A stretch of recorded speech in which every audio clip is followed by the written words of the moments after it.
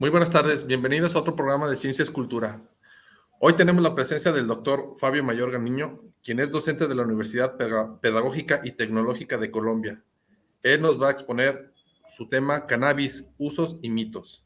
Bienvenido, doctor, es un gusto que esté desde Colombia con nosotros. Muchas gracias a usted y a todos los que han tenido la gentileza de invitarme. Y acabamos de dar un pequeño tour aquí por estas instalaciones y quedé gratamente impresionado. Así que espero que sea útil para quien haya tenido a bien conectarse. Muchas gracias. Adelante, doctor, con su charla. Perfecto. Entonces, como el licenciado lo acaba de anunciar, el tema que voy a tratar se llama Cannabis, usos y mitos. Caramba, ahora no me...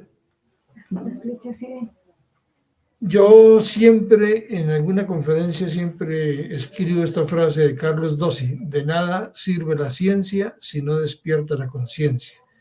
A mí me parece que eso es algo absolutamente cierto, nos deja un mensaje enorme, porque sabemos, creo yo, un poco de temas, sabemos bastantes cosas, pero muchas veces no las aplicamos. Sabemos que el licor es nocivo, que el cigarrillo es nocivo, pero fumamos, bebemos, nos emborrachamos. Entonces, yo pediría que no olvidemos esta frase. Viene ahora... Este es el doctor Rafael Mechulam, que lo traigo como invitado aquí porque murió este año y él es el padre actual, padre moderno de los cannabis y de cannabis y los cannabinoides.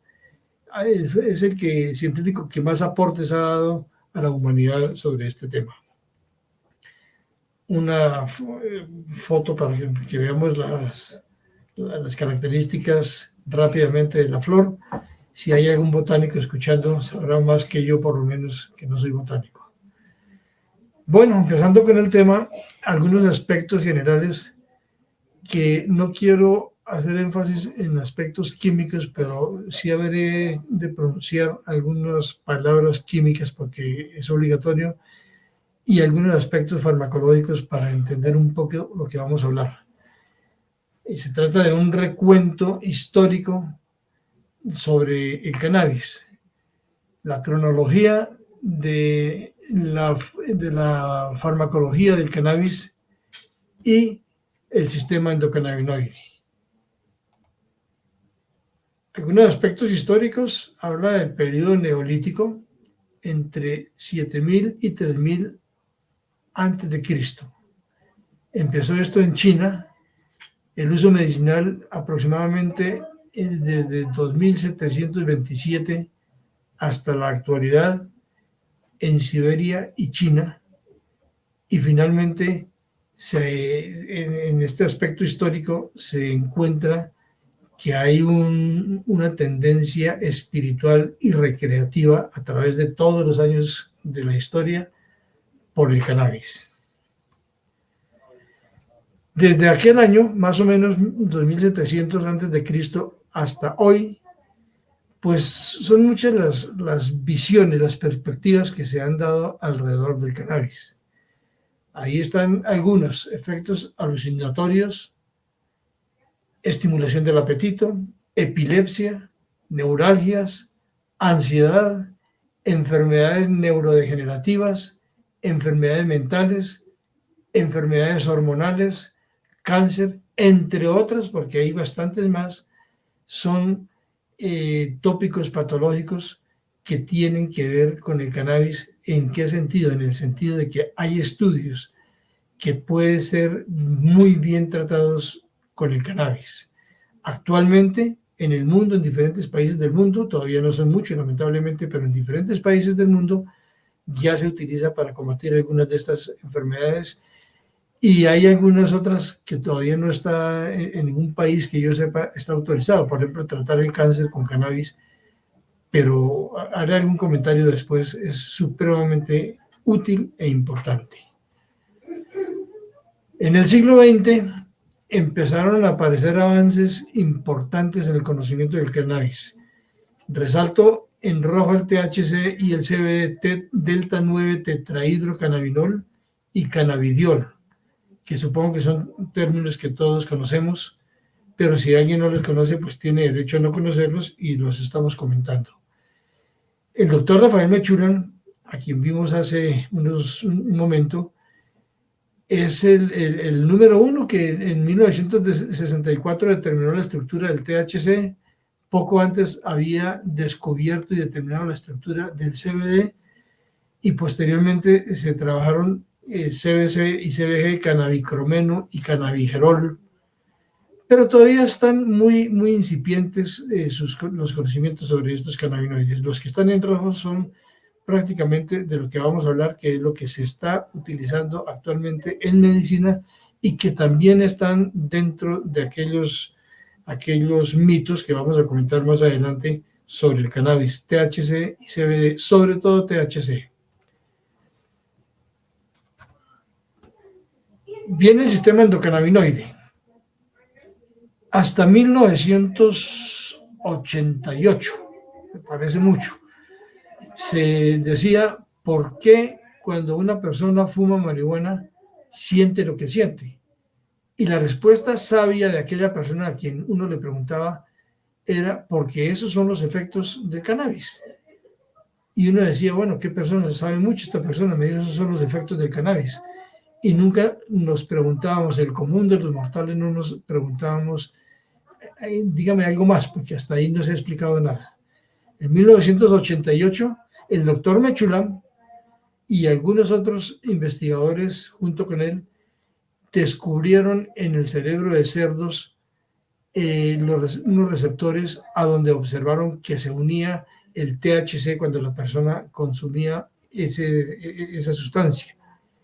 Entonces dijeron, bueno, quiere decir, como es lógico, si el efecto de una sustancia exógena se traduce en una realidad en la persona, es porque endógenamente debemos tener alguna sustancia similar al THC que produce los mismos efectos y debemos tener receptores que permitan acoger a esas moléculas. Y ahí dijeron, este receptor es un receptor cannabinoide porque recibe cannabinoides.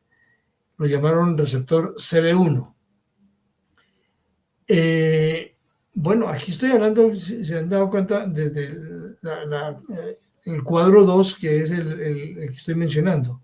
Todavía no mencionaron el 1. Receptores CB1, más adelante encontraron receptores CB2. Los CB1 están ubicados principalmente en el sistema nervioso central y los CB2 están ubicados en la periferia, principalmente en el sistema inmune. Pero actualmente hay otros receptores que no son cannabinoides, otros receptores que nuestra naturaleza los tiene, por ejemplo, para recibir la serotonina y recibir algunos otros compuestos, pero que se ha observado que también sobre ellos, en algunos casos, los cannabinoides pueden actuar. Dijeron, la sustancia endógena que se une a estos receptores, principalmente CB1 y CB2, pues debe ser una sustancia endo, es decir, cumple las características de cannabinoide, pero endocannabinoide porque lo produce nuestro propio cuerpo. Es como si dijéramos nuestra propia marihuana o nuestro propio THC, el que producimos nosotros. Todos en la vida, absolutamente todos, no solo el ser humano, también los animales vertebrados y algunos invertebrados, tenemos sistema endocannabinoide, tenemos endocannabinoides. Esos endocannabinoides son, ahí está escrito anandamida, fue el primero que descubrieron. También estuvo ahí implicado el doctor Mechúlam, el doctor Janus, con quien tuve oportunidad de compartir en 2 ocasiones momentos extensos relativamente, compañero del doctor Mechúlam. Al doctor Mechúlam tuve oportunidad de conocerlo, me pareció una persona fantástica en la Universidad Complutense de Madrid. Y él y el doctor Divan encontraron la anandamida, una molécula. No voy a mostrar estructuras químicas porque no sé si el público todos manejan la química, pero es una molécula derivada del ácido araquidónico, que cuando uno estudia bioquímica, por ahí le hablan del ácido araquidónico. Entonces, se dedicaron a estudiar anandamida. Está bastante estudiada. Y se dieron cuenta que cuando el organismo libera anandamida, en el sistema nervioso central principalmente, la persona está eufórica, está animada, está feliz, y cuando libera por algún motivo poca anandamida, la persona está decaída, está triste, está incluso un poco agresiva. Entonces el doctor Mechulan dijo, llamemos a esta sustancia que todavía no le hemos puesto nombre, llamémosla anandamida, porque en sánscrito, el idioma de Jesucristo, anandamida significa bienaventurado. Entonces digo, si la persona está animada, se levanta feliz, está bienaventurado, llamémosla anandamida, y así se quedó, anandamida. Es absolutamente interesante la historia y lo que se sabe hoy en día de la anandamida. Está involucrada prácticamente en todos nuestros procesos, porque los receptores CB1 están, ya lo dijimos, en el sistema nervioso central principalmente, pero algunos también se encuentran en ciertas partes del sistema periférico, de tal forma que está diseminado por todo el organismo, y nuestra anandamida trabaja por todo nuestro organismo. Después podremos hacer algún otro comentario sobre la anandamida. 2-araquidonilglicerol, que se conoce como 2-AG, ese es un compuesto bastante estudiado, pero todavía menos que la anandamida, y ya se conocen algunas aplicaciones.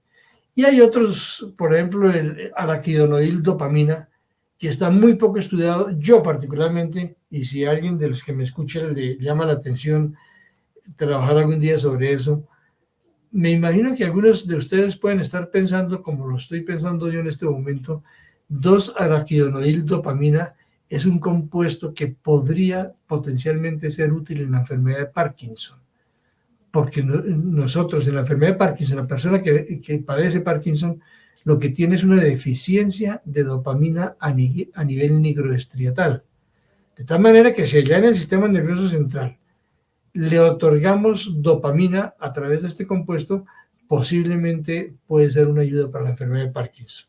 Los otros dos compuestos que están ahí todavía están muy sin estudiar. Habrá algunos estudios, pero todavía muy poco importantes. Y el tercer cuadro dice enzimas. Y hay una serie de enzimas. NAPE, N-acilfosfatidil-etanolamina, fosfolipasa C, N-aciltransferasa. Esas son enzimas que intervienen en la síntesis, en la biosíntesis de la anandamida. Fíjense que cuando hemos estudiado bioquímica, que seguramente todos ya la estudiamos, N-acilfosfatidil-etanolamina ya es una enzima que me está diciendo puedo convertirla o llevar la etanolamina a la parte del ácido araquidónico para formar la anandamida. La fosfolipasa C, que lo que hace es hidrolizar el éster del ácido araquidónico, que es como está el ácido araquidónico inicialmente, para permitir la acción y la entrada de la anandamida. N-aciltransferasa, pues entonces el grupo acilo del ácido araquidónico se transfiere para unirse con la etanolamina. Y hay FAH, una enzima que se llama amidohidrolasa del ácido graso, esta de DAGL, diacilglicerolipasa, MAGL, monoacilglicerolipasa, que son enzimas que ayudan en la hidrólisis de los endocannabinoides, principalmente de la anandamida. Entonces, en esas enzimas tenemos el juego de sintetice y cuando actúe, hidrolice, para que la acción no sea, digamos, infinita. Hablemos un poquito sobre la farmacología de los cannabinoides. Déjenme decir rápidamente, y no me demoraré más de 1 o 2 minutos, la anandamida se encuentra en el cacao, Que yo sepa en este momento es el único endocannabinoide que se encuentra en alguna planta, en el cacao. En la Universidad de California, el doctor Daniel Piumelli lo encontró. Y eso explica, en mi concepto, por qué en cualquier, casi que en todo el mundo, en época de las festividades de amor y amistad o de los enamorados o no sé qué, ¿por qué se regala tanto chocolatín? ¿Por qué cuando una persona pretende cautivar a otra le da chocolatines? Muy posiblemente sea porque hay anandamida y la anandamida estimula receptores en el sistema nervioso central en donde se producen los sentimientos y esto ayuda a generar justamente eso, los sentimientos. Bueno, sobre farmacología de los cannabinoides, pues entonces obviamente que hay cosas interesantes. Factores que influyen en la acción de los fármacos. Voy a empezar por ahí. Primero, la edad. Acordémonos que no es lo mismo un niño que un adulto y que un anciano. El niño y el anciano se parecen mucho en muchas cosas. A veces dice la gente con lenguaje popular, pero que es cierto, este viejito parece un niño. Textualmente, este viejito parece un niño. Textualmente sí. Porque fisiológicamente el niño está inmaduro, sus membranas están inmaduras, sus órganos están inmaduros, y en el anciano los órganos, las membranas, etcétera, están deteriorados. Entonces, por ejemplo, la barrera hematocefálica en el niño está inmadura. Entonces, casi cualquier sustancia puede atravesar la barrera hematocefálica del niño y ejercer acción en el sistema nervioso del niño. En el anciano, en el adulto, la barrera hematocefálica es muy sólida, no permite el ingreso de cualquier sustancia. Y en el anciano, como está deteriorada, pues también la atraviesa fácilmente, similar a como lo hace en el niño. De tal manera que la edad tiene un papel importante en la acción de cualquier fármaco, por supuesto también de los cannabinoides. El género, que sea masculino o femenino. La mujer tiene más tejido graso que el hombre, de tal manera que en el organismo de la mujer se pueden almacenar más fármacos en general o también más cannabinoides, porque son liposolubles. Ahora después hablaremos de los cannabinoides propiamente. Son liposolubles, no se disuelven en agua y se disuelven más fácilmente en los lípidos. De tal manera que en la mujer se almacenan más. No solo los cannabinoides, ya digo, los fármacos en general. Por tanto, la acción en una mujer o en un hombre puede ser un poco diferente. La dosis puede haber que manejarla, puede ser necesario manejarla. La vía de administración, no es lo mismo tomarlo vía oral que tomarlo inyectado, que bueno, de diferentes vías. Entonces, los cannabinoides se pueden administrar de diferentes maneras. Se prefieren unas vías que otras. Más adelante vamos a comentar algo sobre eso. Las condiciones patológicas de la persona. Evidentemente no es lo mismo una persona que consulta al médico porque tiene una enfermedad que una persona que consulta al médico por esa enfermedad, pero que tiene otra enfermedad y otra enfermedad adyacentes a la primera, y cada enfermedad puede aportar para la complicación del paciente y de hecho aporta para la complicación del paciente. Y la dieta. Hay compuestos que uno no debería consumir cerca de los alimentos, eso lo sabemos todos, que el estómago esté vacío. Puede ser mejor en algunos casos, en algunos otros se prefiere que el estómago esté lleno, que el compuesto, si el fármaco es liposoluble, entonces puede que consumir alimentos grasos ayuden un poco en la absorción. Si son alimentos muy poco grasos, puede que dificulte un poco la absorción. De tal manera que todos estos factores que están ahí, que por cierto se me desconfiguró un poco, pero bueno, todos esos factores influyen en la absorción en general de los fármacos y por supuesto de los cannabinoides. Y algo en la farmacología del cannabis específicamente, hablemos de la absorción. Dije, los cannabinoides son en general liposolubles. El THC, que es delta 9 THC, es una molécula lipídica, es una molécula liposoluble. El CBD, el THC tiene un OH, el CBD tiene dos OHs, eso lo hace un poquito más polar y por tanto un poquito más hidrosoluble y un poquito menos liposoluble, pero sigue siendo mayoritariamente liposoluble y en general todos los cannabinoides siguen siendo mayoritariamente liposolubles. Unos con un poquito más o un poquito menos de hidrosolubilidad, que también se necesita tener algo de hidrosolubilidad para poderse absorber. Posteriormente, la distribución, bueno, déjenme decir algo más sobre la absorción. Aquí debe haber algo sobre la absorción. Se me desconfiguró esto, me disculparán ustedes, pero... Ay. Se me desconfiguró. Mire, aquí está el fármaco, partiendo de acá, y aquí está la sangre, lo colocamos aquí donde termina la flecha. Se desconfiguró, no sé por qué esta mañana la revisé y estaba bien. Entonces, fármaco y al final de la flecha, sangre. La absorción es el paso de un fármaco a través de membranas para llegar a la sangre.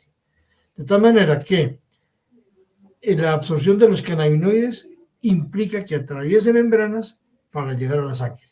Eso es la absorción. Claro, si se va a absorber por vía oral, entonces el fármaco debe cumplir requisitos. No es lo mismo que si se inyectara un medicamento por vía intravenosa, porque atraviesa una serie de membranas, una serie de células, y las células tienen la membrana celular, que es lipídica, el citoplasma, que es acuoso, de tal manera que para atravesar la membrana tiene que echar mano de sus características lipídicas, para atravesar el citoplasma echar mano de sus características hidrofílicas y para atravesar nuevamente la membrana echar mano de sus características lipídicas. De tal forma que debe ser más liposoluble que hidrosoluble el compuesto que se pretenda absorber. Por eso no todos los fármacos se administran por vía oral. No todos los medicamentos van por vía oral. Algunos van inyectados, otros intramuscular. Hay algunos que existen por cualquiera de las vías porque por todos cumple bien su función. Y por supuesto, como la principal vía de administración es la vía oral, pues entonces hay que tener en cuenta el pH gástrico. Porque el pH gástrico puede o favorecer la absorción o retardar la absorción o incluso impedir la absorción. Más adelante habrá una diapositiva donde hablemos sobre eso.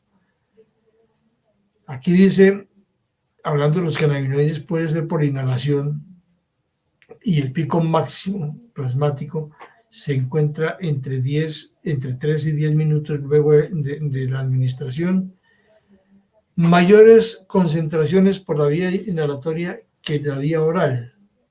Mayores concentraciones, primero porque la vía inhalatoria es casi una vía tópica, no es tópica, pero casi se administra en una forma muy rápida para llegar a donde tiene que llegar. Y porque, como lo está indicando ahí la letra D, por la vía oral hay metabolismo de primer paso que no lo hay por la vía inhalatoria. Entonces eso es muy importante. La biodisponibilidad por la vía oral, la biodisponibilidad del THC está más o menos entre 10 y 35% y del CBD aproximadamente 31%. Y, repito, hay que tener en cuenta que la vía oral en este tipo de compuestos, como en muchos otros fármacos, puede llevar a metabolismo de primer paso y esta vía inhalatoria evita el metabolismo de primer paso. Si todos entienden el término metabolismo de primer paso, pues creo que queda clara la diapositiva, pero si alguien no lo entiende, les recuerdo que el metabolismo de primer paso lo que nos está diciendo es, antes de llegar al punto de acción, se echan una pasadita por el hígado y se metabolizan, o por algunos otros puntos donde hay enzimas metabólicas, principalmente por el hígado. La vía oromucosal, por ejemplo, entre la encía superior y el labio, debajo de la lengua. Está en la boca, pero no es oral, porque oral es cuando nos la tragamos. Cuando se coloca, por ejemplo, la persona llega infartada al servicio de urgencias, el médico le coloca una tabletica debajo de la lengua y muy poco después está ya bastante bien, se está recuperando porque se absorbió rápidamente. Eso es porque donde haya más vasos sanguíneos hay más rápida absorción. Sucede sublingual, sucede intravaginal, sucede rectal, y puede haber ese tipo de absorción. Entonces es una absorción rápida y también evita el metabolismo de primer paso. Y la vía oral, que es la más común, la más frecuente. Absorción variable, claro, porque hemos dicho que el pH varía. Entonces no es lo mismo que lo administre una persona que tiene su pH normal, pH gástrico, a una persona que tiene pirosis, lo que popularmente llamamos, no sé si aquí en México también se llama así, agrieras, la acidez, y entonces toma omeprazol, por ejemplo, le alcaliniza un poco el pH y entonces ya le altera, puede disminuir la absorción del compuesto. Entonces, la absorción es variable. El metabolismo de primer paso en los cannabinoides sí existe. En muchos otros compuestos también existe. Pero hablando de cannabinoides, el metabolismo de primer paso es característico. Si se metaboliza en el primer paso antes de llegar al punto de acción, pues queda muy poca cantidad de la dosis que se tomó la persona para ejercer la acción, de tal manera que afecta bastante la respuesta del compuesto. Y la baja biodisponibilidad, porque si se metaboliza en el primer paso, entonces ya no hay suficiente cantidad de compuesto para actuar. Es decir, no hay suficiente cantidad de compuesto biodisponible. De tal manera que hay que tener en cuenta eso. Déjenme contar algo que sucedió. Yo trabajaba en una empresa de cannabis con sede en Estados Unidos y de origen indio, y en alguna ocasión el grupo en el que yo estaba trabajando me llamó alguna de las funcionarias directivas y me dijo: Fabio, vamos a desarrollar una crema, queremos desarrollar una crema o alguna forma de medicamento para tratar los llamados cólicos menstruales, la dismenorrea. Entonces estamos pensando entre la forma oral o la forma tópica en la zona correspondiente. Entonces yo les dije, a mí me parece que si la crema cumple con la función de poder atravesar en la zona correspondiente y llegar al punto de acción sin mayor riesgo. De hecho, los cannabinoides casi no tienen riesgo, sí tienen riesgo, pero no mucho.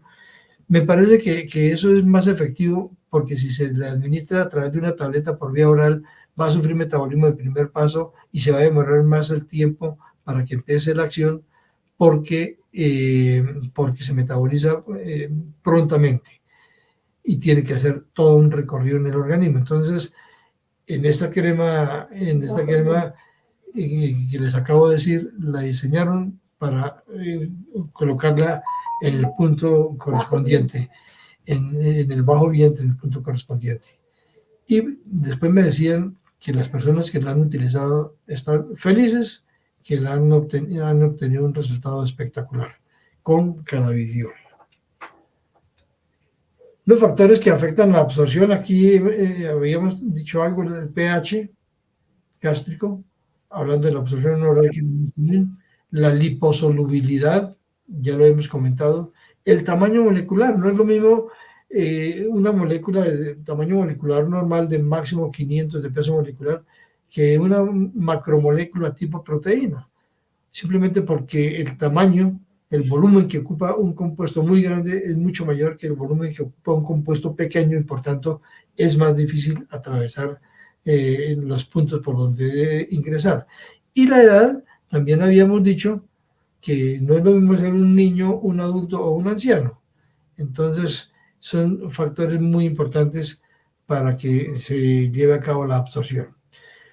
Después de que el compuesto se absorbe, como dijimos que absorción es el paso desde fuera hasta dentro de la sangre, entonces después de que ya está en la sangre, tendrá que irse por la sangre a pasear por todo el organismo el compuesto a ver en dónde puede ejercer y debe ejercer su acción. Entonces, también para distribuirse en los diferentes compartimientos, también se requiere que sea liposoluble, porque eso tiene que atravesar membranas. Liposoluble, que haya poca hidrosolubilidad, pero debe tener algo de hidrosolubilidad. Entonces, un compuesto que se absorba, por ejemplo, por vía oral, generalmente no todos, pero si estamos hablando del sistema nervioso central, sí que es muy importante. Tienen alta distribución en los tejidos, que están muy vascularizados. Menos distribución en tejidos poco vascularizados. Volumen de distribución alto. Cuando un compuesto tiene volumen de distribución alto, en toxicología, el médico tiene que tener en cuenta, le dicen, esta persona se tomó tal sustancia y se intoxicó y está inconsciente, por ejemplo. Entonces el médico tendrá que saber si esta sustancia tiene volumen de distribución alto o no, porque dependiendo de si tiene alto volumen de distribución, puede o no hacer algunas técnicas para atrapar el compuesto tóxico y retirarlo del organismo. Ese es un punto muy importante y tiene que tenerse en cuenta en intoxicación con cannabinoides, porque muchos de ellos, como el THC, tienen alto volumen de distribución. Decir alto volumen de distribución, en otras palabras, quiere decir que hay más riesgo de intoxicación. Sin embargo, les quiero comentar que hasta el momento no se ha reportado ningún muerto en la literatura científica por sobredosis de cannabis. No estoy diciendo con eso, y les pido que me lo entiendan claramente, no estoy diciendo con eso que entonces consumamos cannabis así arbitrariamente, simplemente para sentirnos casi que en las nubes y en el otro mundo. No, pero que sí debemos saber la parte científica. La parte científica dice hasta el momento no ha habido muertos por cannabis. No los ha habido. Sí los ha habido por alcohol, por ejemplo. Es decir, el alcohol es una droga supremamente peligrosa más que el cannabis, pero el cannabis tiene sus peligros. El uso crónico lleva más acumulación en tejidos adiposos y el fácil acceso a órganos ricos en lípidos. Entonces, eso muy importante. Otra cosa, no está aquí en la diapositiva, no está así más adelante, no está, pero vean que en la distribución entra al sistema nervioso central o busca entrar al sistema nervioso central una sustancia. Los cannabinoides generalmente entran al sistema nervioso central, creo que lo había dicho hace unos minutos. A la placenta, en cambio, van casi todos los compuestos, casi todos los fármacos, incluyendo los cannabinoides. Entonces, en una mujer embarazada, hay que tener mucho cuidado con la administración de medicamentos, porque puede ser que ingrese y agreda al feto, o puede ser que ingrese y no tenga problemas. Pero si ingresa, si se sabe que puede ingresar al feto, hay que ver entonces que el feto puede atravesar cualquier membrana que encuentre, de tal manera que sería de riesgo. Pero, repito, hay algunos compuestos que se sabe que son inocuos para el feto durante el embarazo, al administrarse lógicamente por una necesidad y muy bien controlado. El metabolismo, básicamente el metabolismo consiste en una transformación de las estructuras químicas de un compuesto a través principalmente del citocromo P450. Citocromo P450 es un complejo enzimático, es una serie gigante, son muchas las enzimas que hay. Cada enzima cumple su función. Entonces, se han ideado una nomenclatura, ahí está en amarillo CYP, C-Y-P, en rojo que no se nota muy bien 3, en negro está la letra mayúscula A y en verde está el número 4. ¿Qué significa? El complejo enzimático es una familia de enzimas, es gigante. Entonces, no la familia, sino el complejo. El número 3, o sea, el número que sea, en este caso ejemplifiqué con 3 y ya diré por qué, es la familia 3. La letra A es la subfamilia. Entonces es una enzima que pertenece a la familia 3, pero es de la subfamilia A. Y el número 4 es el individuo, es una enzima exacta que es de la subfamilia A, de la familia 3 del citocromo P450. ¿Por qué ejemplifiqué con esta enzima? Porque esta es la enzima que ejerce mayor influencia sobre el metabolismo de todos los fármacos, es decir, no que metabolice todos los fármacos, pero la mayoría de fármacos, es mejor la expresión, la mayoría de fármacos son metabolizados por CYP3A4, entre esos los cannabinoides, entre esos. Y como más adelante comentaré, veremos por qué es importante eso. Entonces puede ser CYP1A2, CYP2C19, etc. La excreción no es lo mismo excreción que eliminación. La eliminación es el conjunto entre el proceso de metabolismo y el proceso de excreción propiamente dicho, expulsarlo del cuerpo. Entonces la excreción es la expulsión del compuesto a partir del organismo. Y hay algunos factores que la afectan, como el pH urinario, el peristaltismo y la edad. El pH urinario, es que uno piensa en el pH gástrico casi siempre, pero también la orina tiene pH, por ejemplo, la sangre tiene pH. Si el pH de la orina no es el correcto, puede que se reabsorba el fármaco. Cuando ya está listo para expulsarse, se reabsorbe. Si entra nuevamente, puede ser tóxico. El peristaltismo, que es el movimiento que tiene el tracto gastrointestinal para conducir poco a poco el alimento, si no hay peristaltismo, pues el alimento se estanca y no se puede evacuar. Pero si el peristaltismo es exagerado, puede haber diarrea, por ejemplo, ¿no? De tal manera que es un factor que afecta la excreción. Y las vías de excreción, a través de la orina, número 1, es la vía que más excreta, la orina. Por eso va uno donde el médico le ordena 20.000 exámenes de orina, porque tiene que ver qué tanto se está excretando. Las heces, en segundo lugar.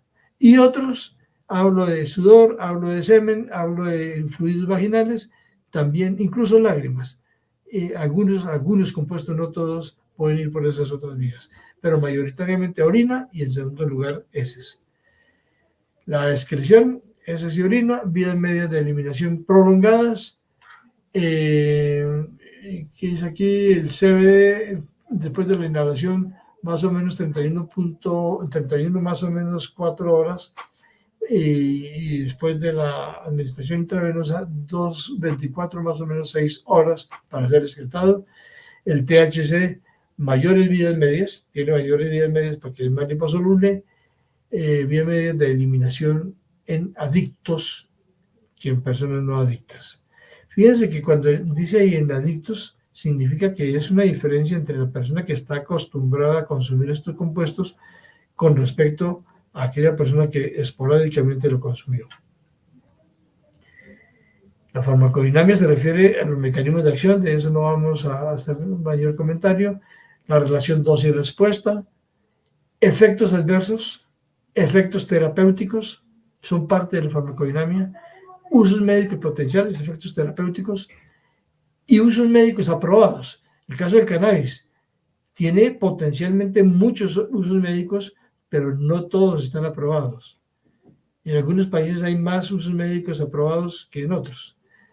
Y abajo dice interacciones medicamentosas, que es absolutamente fundamental, pero absolutamente fundamental tener en cuenta las interacciones medicamentosas. A veces los efectos no son directamente por el cannabis, sino por otro fármaco con el que actúa. Más adelante voy a hablar de interacciones y explicarle un poquito más. Principales interacciones de cannabinoides. Miren, una interacción no es otra cosa que el hecho de que la presencia de dos o más compuestos en el organismo puede alterar la acción de uno de ellos por la presencia de otro o de otros. No es lo mismo administrarse un fármaco que administrarse dos fármacos. De tal manera que esto de las interacciones es muy importante. Las interacciones pocas veces son positivas, ayudan en algo, pero muchas veces son negativas. Es decir, puede resultar que hay una intoxicación por una interacción, o puede resultar que es subterapéutica lo que se tomó porque por una interacción no alcanzó a llenar los requisitos de concentración. Dentro de esas interacciones medicamentosas está los tipos de interacciones que son farmacocinéticas y farmacodinámicas. Es decir, farmacocinéticas, las que ejercen la interacción por absorción o a nivel de distribución o a nivel de metabolismo o a nivel de excreción, serían farmacocinéticas. Y farmacodinámicas principalmente es que pueden tener la misma acción los dos compuestos que se coadministran y potenciarse la acción, o puede que uno opaque la acción del otro, o puede que no pase nada.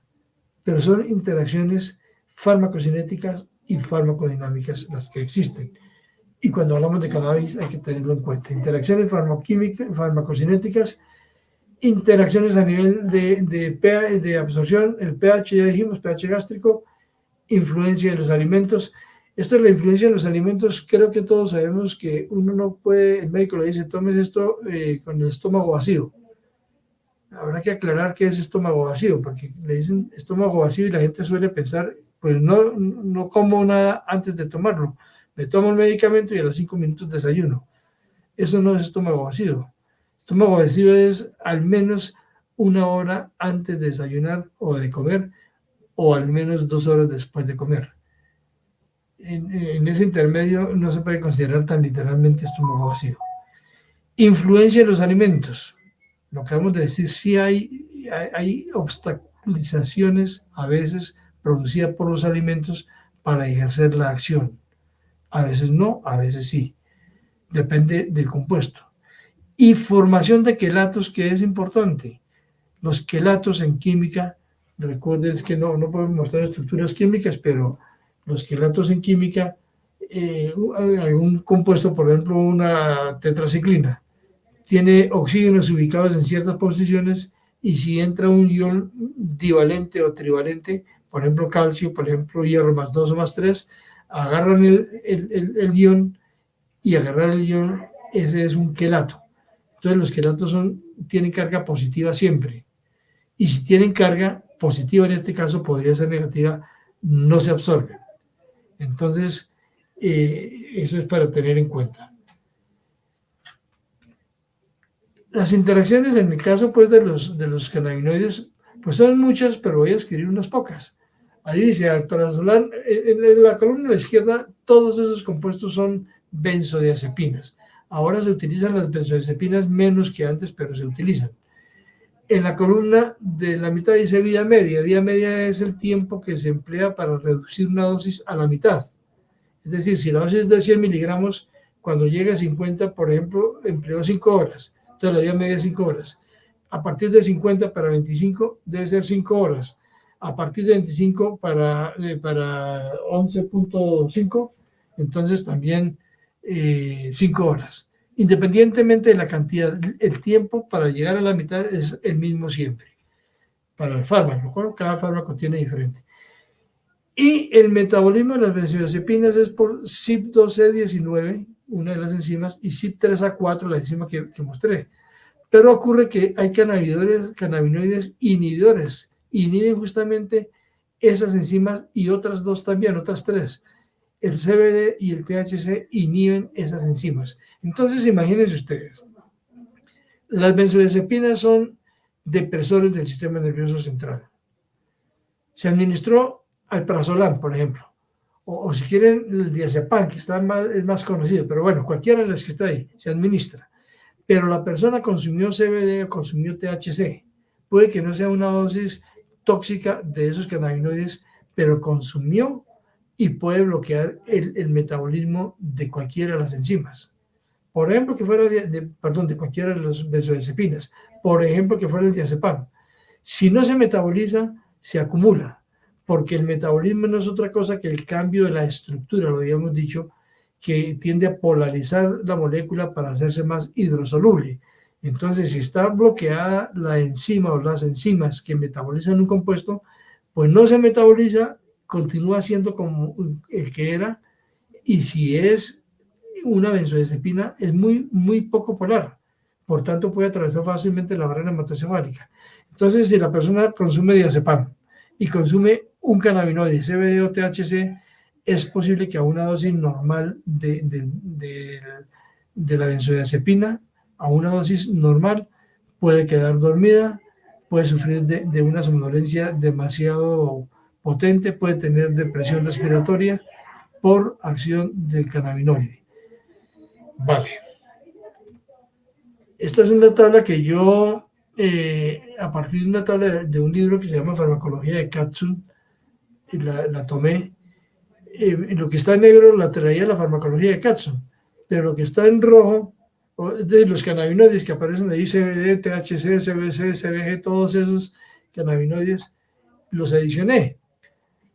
En la tabla no los menciona, pero yo se los quise adicionar, porque fíjense, actúan sobre 1A2, CYP 1A2, CYP 2A9, 12C9, perdón, 12C9, CYP 2C19, esa es importantísima, ténganlo en cuenta, 2C19, CYP 2D6 y CYP 3A4, que es, ya les dije, la que más compuestos metaboliza.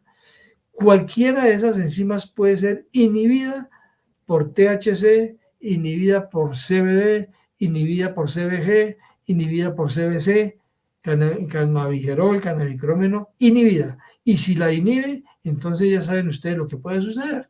Por ejemplo, digamos, en 1A2, si la persona está siendo administrada con warfarina, la warfarina es un anticoagulante, y el CBD inhibe el metabolismo de la warfarina, se acumula la warfarina.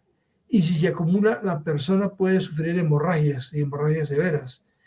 Es decir, la acción negativa o incluso la positiva, pero exacerbada, de un fármaco que se coadministre con un cannabinoide, en algunas ocasiones, no siempre, pero en algunas ocasiones puede potenciarse. Y entonces, si se potencia, puede resultar ser tóxica. Interacciones farmacodinámicas, agonismo, antagonismo, es decir, que tengan la misma acción o que se oponga la acción uno del otro.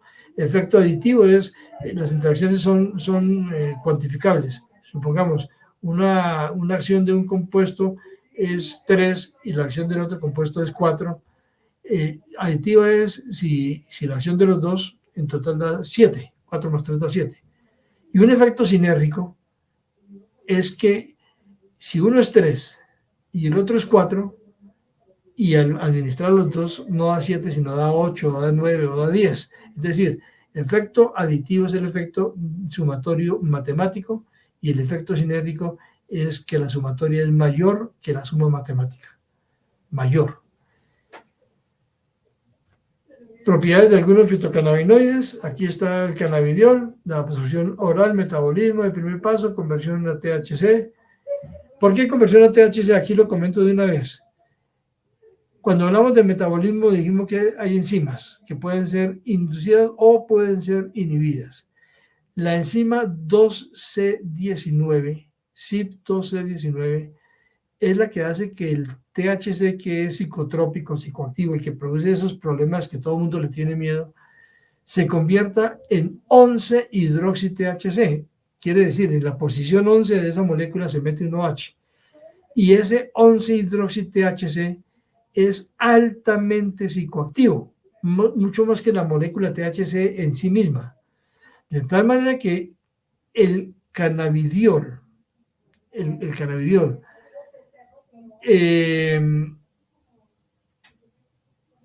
que se metaboliza por CYP1A2, etcétera, y el THC también se metaboliza por las mismas enzimas que están ahí. El cannabidiol puede inhibir, aunque se metaboliza el mismo por esa enzima, inhibe la CYP2C19. Y entonces, si inhibe la CYP2C19, no se produce 11-hidroxi-THC, si se está consumiendo THC y CBD, es decir, tetrahidrocannabinol y cannabidiol.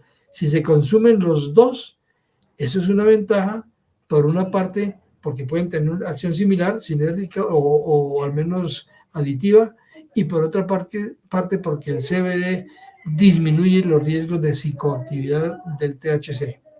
Eso es importante. Por eso, muchos de los tratamientos con cannabis aprobados hoy en día, por ejemplo, el tratamiento de epilepsia en niños, se administra THC-CBD en proporción 1:1, un equivalente de CBD por un equivalente de THC, para sumar acciones y para controlar la psicoactividad del THC. Y efectos adversos pueden producir mareo, hipotensión, efectos anticolinérgicos por parte del CBD. Y aquí está el tetrahidrocannabinol, absorción oral, metabolismo de primer paso, metabolismo está en las mismas enzimas del CBD, y efectos adversos, vean ustedes la lista que hay de efectos adversos. Hay cosas muy importantes, por ejemplo, cambios en el estado de ánimo, alteración de la percepción, que son bastante importantes. El comportamiento de la persona se altera también. Los efectos que todo el mundo conoce sobre eso. Pero se ha demostrado que el CBD se puede transformar en THC a un pH ácido. El doctor Mechulam escribió un artículo donde dice que en el organismo no hay esa conversión. Sin embargo, unos tiempito después, un grupo de científicos demostró que sí puede haber la conversión de CBD a THC en el organismo, en el estómago. Pero una conversión que en el estómago sí, ellos demostraron que sí se puede, pero que es muy baja. Entonces, es posible que no alcance a afectar tanto con la psicotropicidad del THC, porque lo que se convierte de CBD a THC es muy poquito. Diferencias entre el THC y el CBD. Estas diapositivas salieron dañadas. Me disculpan las diapositivas, no sé por qué se desconfiguraron, pero bueno. Diferencia entre THC y CBD, pues creo que ponerme a leer todas no tiene razón de ser porque todos sabemos leer. Entonces yo puedo dejar las diapositivas si les interesa y ustedes por favor las pueden revisar después. Entonces, pero ahí por ejemplo, efectos en la columna del THC. Digamos, sobre los receptores CB1 actúa mucho más el THC que el CBD. Acción antiinflamatoria son los mismos el THC y CBD. Efectos sobre el sistema inmune, lo mismo THC-CBD. Pero, por ejemplo, sobre la ansiedad, como ansiolíticos se utilizan bastante, el THC es menos útil que el CBD. Como anticonvulsivante, el THC es menos útil que el CBD. Y así hay otras dos tablitas, no una tablita, que muestra también algunas semejanzas y algunas diferencias, pero como digo, yo puedo dejar las diapositivas y ustedes leerlas si les llama la atención. Y ya hablando de cannabis de la planta, aquí está cannabis, esta es sativa, cannabis sativa, cannabis sativa indica y cannabis sativa ruderalis. Les cuento, aquella planta que usa la gente para fumarla es cannabis sativa. Tiene más concentración de THC que de CBD, más que la índica. Pero aún en la sativa hay hembra y macho, como en todas estas. La hembra tiene más concentración que el macho de THC. Así que si la persona quiere fumársela con propósitos recreativos, con propósitos de sentirse así como elevado, pues debería saber algo de taxonomía vegetal o asesorarse de alguien para que le diga, esta planta es hembra, entonces con esta planta se puede sentir el efecto que quiere. La hembra, el macho tiene bastante menos THC y más CBD. Y recuerden que esos cannabinoides se encuentran en la flor, no en el tallo, en la hoja muy poco, casi no. Y lo mismo en las otras, la índica y la ruderalis. La ruderalis es como silvestre. Entonces, no solo tiene acción en medicina, por ejemplo, la ruderalis se utiliza bastante para fabricar telas y fabricar papel y fabricar otras cosas, ¿no?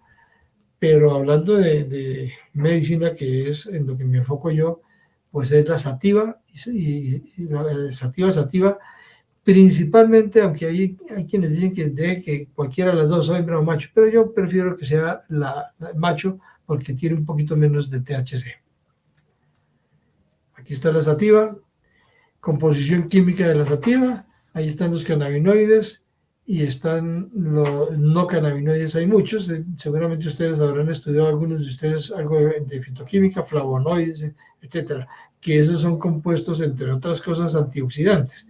Entonces, la acción por ejemplo, THC o el CBD, que es antioxidante, entre otras cosas, se puede potencializar con la acción de los flavonoides que están en la planta, que también son antioxidantes, entre otras cosas. Principales cannabinoides, me refiero a estos dos. Mitos y usos, entonces aquí está esto, unos mitos. El cannabis, entonces, hay muchos mitos alrededor de esto, ¿no? Todavía la gente le tiene miedo, el cuerpo médico le tiene miedo, las autoridades le tienen miedo a autorizarla. Pero miedo si se maneja mal, si se maneja bien, no hay problema. El cannabis es una planta inofensiva para la salud, ya que es producto natural, eso dicen algunos. Mire, los productos naturales son muy buenos, pero cualquier producto natural puede ser potencialmente tóxico, porque todo lo que no pertenezca al organismo es potencialmente tóxico. Entonces, no por ser producto natural es bueno. Vea uno la cicuta, recuerden ustedes la historia, ya cuando nos hablaron de quién fue Sócrates, no me acuerdo quién, que lo mataron con cicuta. Era un producto natural, pero lo mataron con eso. Entonces, no por ser producto natural es bueno. Otro mito, la prohibición lleva al consumo. Desafortunadamente sí es cierto que cuando tanto se prohíbe, la gente se va por el lado que le prohíben para ver, yo hago lo que yo quiero. Eso es cierto.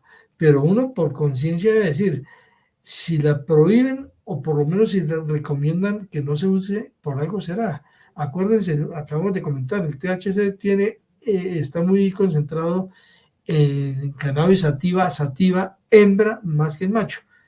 Entonces, ahí hay un riesgo real, pero también se puede, sabiendo interpretar y manejar la situación, se puede llevar a una situación que sea realmente beneficiosa. El cannabis tiene efectos terapéuticos, por lo que no debe ser malo fumarlo. Claro, tiene efectos terapéuticos, lo hemos dicho. Yo soy defensor número uno del cannabis, pero no puedo taparme los ojos y decir como yo defiendo el cannabis no es malo, no.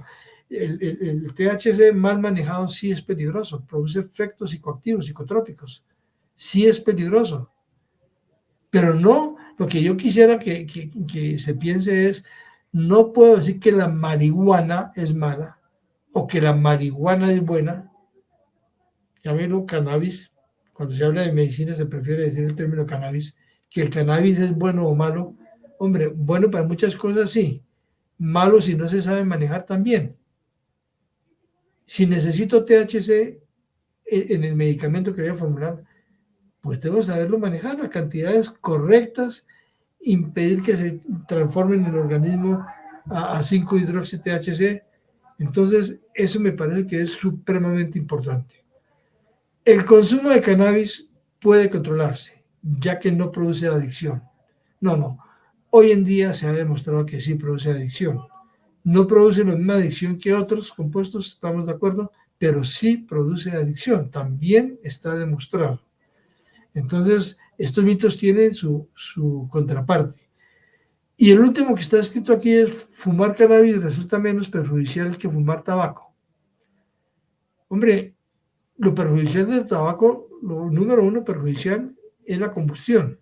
En la combustión se producen compuestos poliaromáticos que son cancerígenos.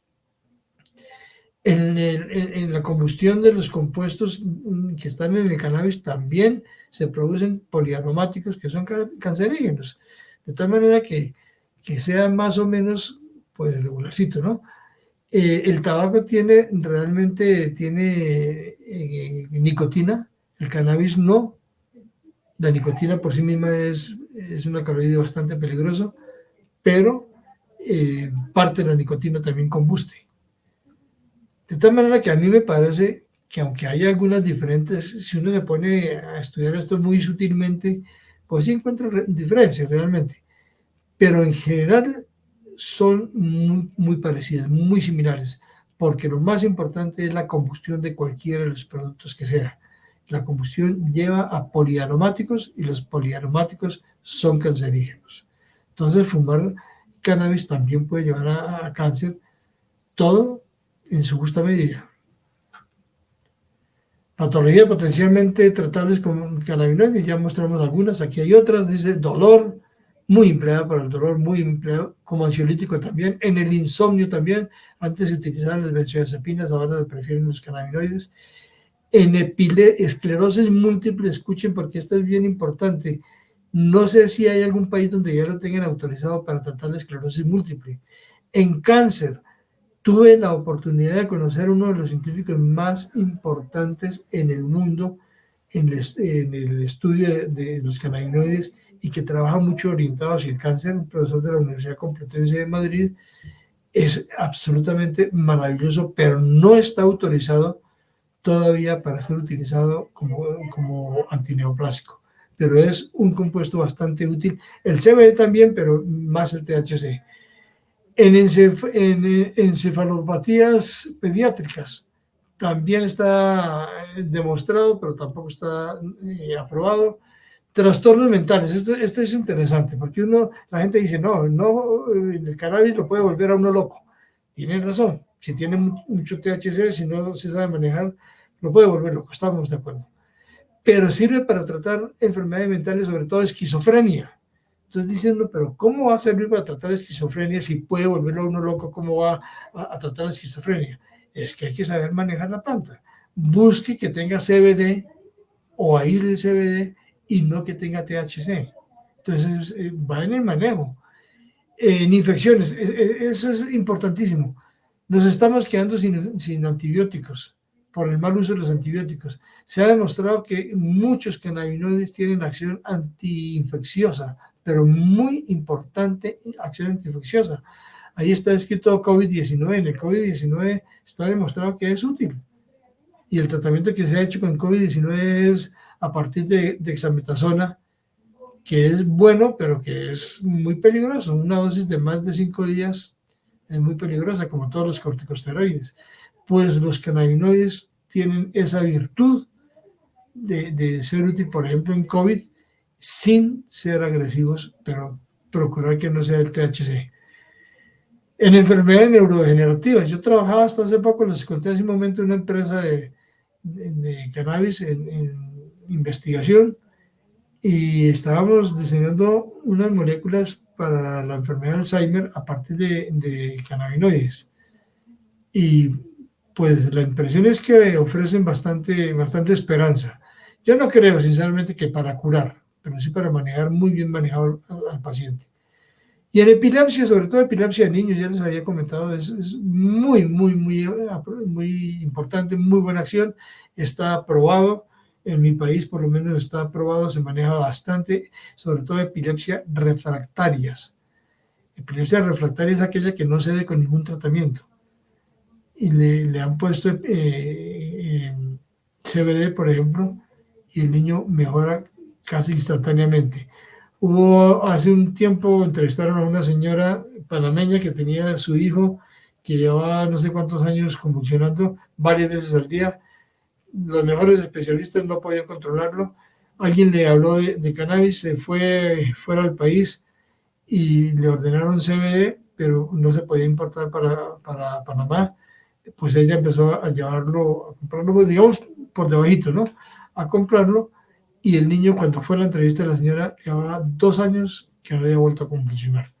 Absolutamente eso garantizado. Alguna patología potencialmente susceptible, bueno, esto ya hemos dicho, ahí hay algunas, ustedes ven Huntington, Parkinson, Alzheimer, esclerosis lateral amiotrófica, de la que murió el científico, ¿cómo se llama? Stephen Hawking, que murió con esa enfermedad. Tratamiento, esto es, se descuadró todo. Tratamiento de la esquizofrenia, lo que acabé de comentar, desórdenes del sueño, epilepsia, desórdenes cardiovasculares, cáncer. Y muchas gracias. cuadrito. Está aprobado en Estados Unidos. Al contrario, doctor, muchas gracias a usted por su interesante charla. Pasamos a la sección de preguntas y comentarios. Nos llega un comentario de Víctor Bustos G y una pregunta. Primero le manda saludos y nos dice, en el tratamiento de cáncer, ¿qué tipo de vía de administración se usa? A ver, el científico que les cuento, el doctor Manuel Guzmán de la Universidad Complutense de Madrid, en el año 2006 hizo lo siguiente. Hubo en España 5 casos de un glioblastoma mortal, 5 casos en España, y los 5 casos tenían un pronóstico de vida de más o menos 1 año. Él pidió autorización al gobierno español y a las familias de los pacientes y les administraron el THC. Se lo administraron, hasta donde tengo entendido, fue por vía oral, que es la mayor vía que se utiliza, la oral y la tópica. El resultado, ya tenían pronóstico de muerte, usted decía, no podía salvarlos, pero sí 1 año. Él les prolongó casi 1 año más la vida. Entonces él mismo decía, si estos pacientes hubieran tenido esta oportunidad cuando les diagnosticaron, recién diagnosticados, estarían aquí entre nosotros. Es de verdad fascinante. La vía que más se acostumbra es la oral, pero la oral hay que tener en cuenta del metabolismo de primer paso que comentábamos, porque realmente ese es un obstáculo grande. También hay que tener en cuenta que alguito del CBD puede convertirse en 11-hidroxi-THC, perdón, en THC y luego 11-hidroxi-THC, pero también el CBD dijimos que inhibe la CYP2C19. Entonces la vía oral sí se administra, se utiliza bastante, pero con mucha precaución. La vía tópica sí se ha estado incrementando su uso, realmente se ha estado incrementando, y la inhalatoria con muchos controles, que no sea el hecho de fumarla arbitrariamente, sino como se aplican muchos medicamentos para el asma, por ejemplo, que son vía inhalatoria, de esa manera han sido bastante útiles. Bastante Muy útiles. bien. Jainer José Ayola Romero le manda un comentario excelente. Saludos desde Cartagena, Colombia. Ah. Evangelina Sánchez, muchas gracias, excelente. Gracias, Jenner, paisano, y Evangelina, de donde sea también, muchas gracias por el comentario. La siguiente pregunta, ¿el tipo de tierra donde se cultiva la planta afecta la concentración del THC? Esta respuesta yo creo que se la podría dar mejor, con más exactitud, un agrónomo. Entonces, como no soy agrónomo, puedo cometer alguna inexactitud y presento disculpas si sucede. Pero mire, en la empresa donde yo estuve trabajando, era una empresa que tomó en alquiler un local para montar un laboratorio, y ese local es de otra empresa de cannabis. La otra empresa, la que nos recibió, se dedica al cultivo y a la extracción de los cannabinoides. Y nos llevaron a conocer el cultivo. Quienes se dedican a trabajar en esto no cultivan como cualquier cultivo en el terreno, en el campo, sino es en macetas especiales, pues en macetas individuales, y bajo condiciones de luz y de temperatura determinadas. Eso es una sofisticación que me dejó aterrado. Eso fue en una población cerca de Bogotá, está ese cultivo, y quedé sorprendido de la sofisticación. Y pedí la explicación, ¿por qué no se puede cultivar así en el terreno del campo común y corriente? Y me decía, y la lógica me dice que eso es totalmente cierto, decía, en el campo, aunque se le haga tratamiento y todo, siempre habrá contaminantes, y si esto va para medicina, tenemos que evitar la posibilidad de contaminaciones. Siempre habrá contaminantes. Entonces, además han encontrado que bajo esas condiciones que les digo, la maceta, la temperatura controlada, la luz controlada, son las condiciones óptimas para que la flor, que es la que les interesa, la flor tenga mejor desarrollo y haya mejor productividad de cannabinoides. Y lo último, que lo adiciono yo por mi cuenta, esto que voy a decir si es mi opinión, es que debería tomarse la planta a determinada hora del día, no a cualquier hora del día, porque todos los seres vivos tenemos ciclos biológicos. De tal manera que no es lo mismo hoy a esta hora que a esta hora equivalente a medianoche. O sea, el organismo funciona lo mismo, diferente. La planta también funciona diferente. Entonces, si un agrónomo que se dedicara a estudiar la cronobiología, los ritmos biológicos de la planta, se metiera a una investigación, a lo mejor encuentra que la mejor hora es, no sé, 6 de la mañana, 2 de la tarde, no sé. Yo he buscado eso en literatura y no he encontrado esa información. Pero que sí es un aspecto clave, es muy importante. Muchas gracias. Muy bien. Por último, doctor, ¿qué modificaciones en la legislación se deben realizar para la autorización del uso en las patologías expuestas? Mire, yo pienso, no soy abogado, pero pienso que primero, quienes mandan en los gobiernos, los legisladores, en los gobiernos, el gobierno mismo, primero deberían tomar una conciencia de ver lo malo y lo bueno. Pero es que la mayoría de los gobiernos han estado viendo lo malo, lo que asusta, que no es tan cierto siempre si se hacen bien hechas las cosas.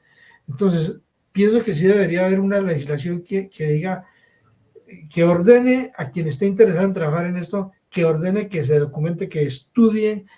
Es que no es que porque yo soy médico y yo puedo hacer todo. No, no, soy médico y nunca me enseñaron cannabis. O soy químico y nunca me enseñaron cannabis. No. Ordenarles, exigirles una formación en cannabis, primero. Segundo, que en esa formación debe estar involucrados no solo el químico, no solo el médico, de pronto el que menos está involucrado en la formación es el médico, es el que lo va a aplicar, pero no en la formación misma, pero deberá haber. Es decir, legislación que controle los efectos negativos que todo el mundo conoce, los efectos negativos, pero que no se le quite la posibilidad de aprovechar los beneficios que tiene el THC, por ejemplo. Tiene muchos beneficios, pero si acabamos de decir que podemos neutralizar la conversión a 11-hidroxi, hay formas de neutralizar la conversión a 11-hidroxi. Hay formas de hacerlo. Si acabamos de decir que puede haber metabolismo de primer paso, hay formas de evitar ese metabolismo de primer paso. Por eso yo soy amigo de la vía tópica, para evitar o la vía inhalada también, evitar el metabolismo de primer paso. Entonces, yo no sé cómo dar una respuesta concreta. Me parece que la legislación debería hacer minuciosamente, los legisladores, un estudio asesorado por los profesionales de las diferentes áreas que están involucradas en el cultivo y administración de estos compuestos, asesorado por ellos, buscar la mayor transparencia, la mayor seguridad en el paciente y la instrucción a los médicos, ¿no? Obligatorio. Toda facultad de medicina debería enseñar cannabinoides. Toda facultad. Yo en mi facultad empecé a enseñar ya casi cuando me retiraba. Pero toda facultad debería enseñar, porque no es posible que porque soy médico voy a informar cannabis sin tener ni idea para qué sirve ni cómo se utiliza. Entonces, perdóneme que no sea concreto, pero no me da el alcance, lo que yo sé no me da el alcance para hablar de leyes. Muy bien, doctor, no hay problema. ¿Algún comentario final que nos quiera dejar? Bueno, el comentario que yo quiero dejar, que me gustaría es, ojalá en la gente que me está escuchando, no solo aquí en la Universidad de Guanajuato, acabo de enterarme que hay una persona de Cartagena, por ejemplo, y de alguna otra parte. Ojalá esas personas, si son de disciplinas del área de la química, del área de la farmacología, empiecen a abordar ese tema. Yo les puedo asegurar, el cannabis es, para mí, es una absoluta magia. Lo que yo he leído es mágico y no desconozco los problemas que tiene, no los desconozco. Lo que yo pido es, si uno sabe cuál es el problema, pues tenga en cuenta ese problema y trate de frenarlo, que se puede hacer. Es una herramienta espectacular en la medicina. Entonces, lo que yo podría decirles es que ojalá de quienes me escucharon allá quedaba un poquito de una espinita de decir, hombre, lo que nos hablaron me llamó la atención. Con esto no voy a decir que ya quedaron sabiendo cannabinoides. No. Con esto todavía no sabemos. Pero sí nos debe quedar una espina. Y después documentarnos ya cada uno. Eso es. Muy bien. Muchas gracias. Pues le agradecemos su participación en el programa Ciencias Cultura y también hacemos una atenta invitación para la charla que nos va a dar de manera presencial al rato a las 5 de la tarde Sí, en el claustro Padre Marcelino Mangas, sí, la charla, bueno, se denominará la psicofarmacología del cannabis como apoyo jurídico. Entonces hacemos la invitación para que lo acompañen y estén con nosotros, con usted. Muchísimas gracias a usted y muchas gracias a todos los oyentes, los asistentes a esta reunión, y espero haber dejado algún mensaje. Muy amables. Doctor, nos llegó un último comentario, si se lo leo. Sí, sí, por supuesto. De Jainer, dice, doctor, ¿qué recomendaciones puede usted hacer para cerrar la brecha existente entre lo adictivo y la medicina del cannabis? Y lo medicinal del cannabis. Yo creo que, miren, lo adictivo, ya hemos dicho, THC, el cannabinol es adictivo. Los que conocemos algo en la química, pues la estructura química nos puede ayudar. Que tenga dos anillos aromáticos un anillo aromático es adictivo, nos puede ayudar. Pero el que más lejos es el THC, el delta 9 THC. Entonces, para cerrar esa brecha, me toca repetir lo que ya he dicho, ¿no? Primero, tener uno la preparación suficiente. No quiero decir que todo el mundo tenga que ser científico, también puede ser un abogado, también puede ser un literato, pero conocer esto, simplemente decir, sé que el cannabis me es útil, pero no me meto a decir, búsqueme el que se fuma mi amigo, tráigamelo. No. Entonces, tratar de ser conscientes de eso y tratar de tomar asesoría de personas que saben de la clasificación y algo de cannabis. Difícil decir algo puntual, ¿cómo cierro la brecha? La única forma es tomar conciencia de que es útil, pero no puede ser indiscriminado. No puede ser que lo utilice como yo quiera, discúlpenme la expresión, lo utilizo como se me dé la gana, no puede ser. Eso no puede ser. Me parece que eso es lo único que se me ocurre. Muy bien. Pues ahora sí, doctor, le agradecemos y nos vemos al rato. Le agradezco mucho a usted y nuevamente a todos los asistentes, muy amables. Sí, hasta luego. Un abrazo para todos, gracias.